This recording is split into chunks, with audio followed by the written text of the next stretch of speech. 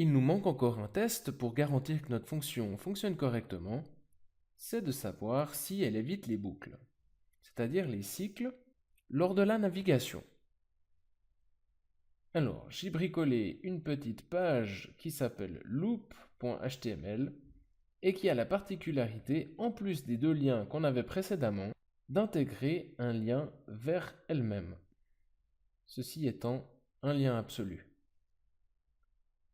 On le voit ici dans le code HTML. Donc ça, c'est la fonction loop.html et elle renvoie vers elle-même.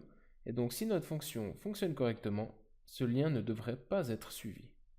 Et si elle ne fonctionne pas correctement et qu'elle suit ce lien, elle va rentrer dans une boucle infinie, tourner, tourner, tourner, tourner et se revisiter infiniment. Alors on espère que ça fonctionne.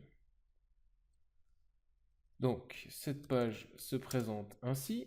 Il y a 20 liens vers cette même page, test pour voir si CrawlWeb ne se plante pas. Donc vous voyez que si je clique dessus, eh bien je retourne sans arrêt, je ne bouge pas parce que je retourne sur cette même page. Donc là j'étais en dehors de l'écran, je vous remontre. Donc simplement là, je visite cette page loop.html.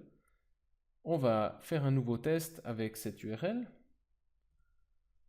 Alors on va changer un petit peu le code de test. On va faire for seed in seeds.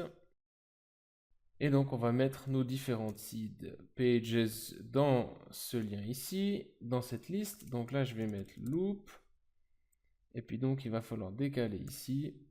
Et normalement on peut relancer notre test cette fois-ci avec les différentes pages que j'ai mis dans la liste seeds. Et là il nous fait navigation à partir de l'URL loop.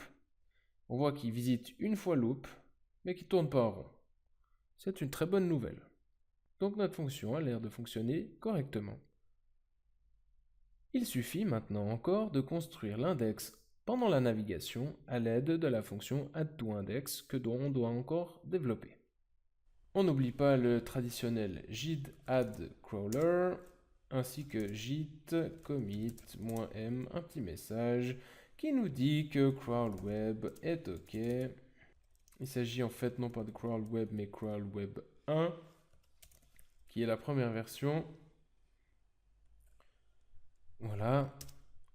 OK. Et on fait le petit git push qui met le dépôt GitHub à jour. Je crois que vous commencez à être à l'aise avec ces commandes git.